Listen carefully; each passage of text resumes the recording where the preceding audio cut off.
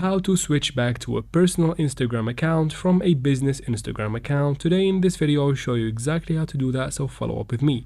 First, make sure you have Instagram updated and then go ahead and open the app. From here, tap on the profile picture in the bottom right corner. And as you can see here, I have a professional business account. To turn it off, go ahead and tap right here in the top right corner and then tap on settings and privacy.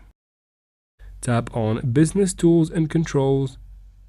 And then from these options, tap on switch account type. Once these two options pop up, tap on switch to personal account and then confirm the action by tapping right here on switch to a personal account. Now wait for a couple of seconds. And just like that, you have switched to a personal account. You can go back to your profile and see that you are back to personal. Now, if you faced a problem, you can go back to Play Store or App Store and have your app updated, because I had my app updated yesterday, but they released a new update right now. I go ahead and update it and repeat the process and the problem should be solved.